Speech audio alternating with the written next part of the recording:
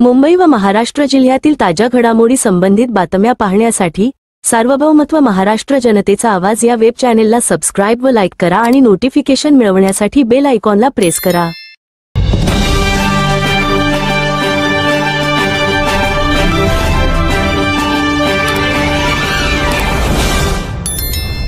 सार्वभौमत्व महाराष्ट्र जनतेचा आवाज न्यूज चॅनेलमध्ये आपले स्वागत आहे। सविस्तर महत्त्वाची घडामोडी सादर।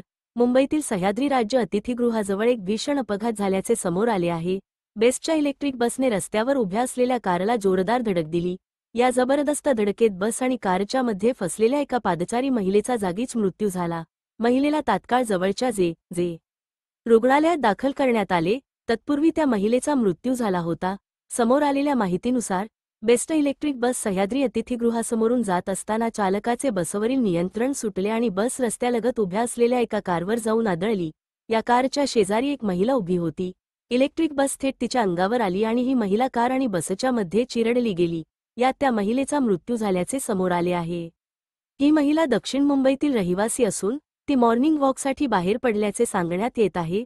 पोलीस घटनास्थळी दाखल झाले असून मृत महिलेची ओळख पटवण्याचे आणि अपघाताचे कारण शोधण्याचे काम सुरू आहे।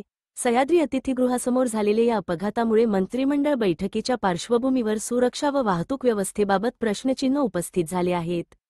अशाच महत्त्वाच्या घडामोडी पाहण्यासाठी सार्वभौमत्व महाराष्ट्र जनतेचा आवाज लाईव्ह अपडेट्स चॅनल सबस्क्राइब करा व शेअर करा।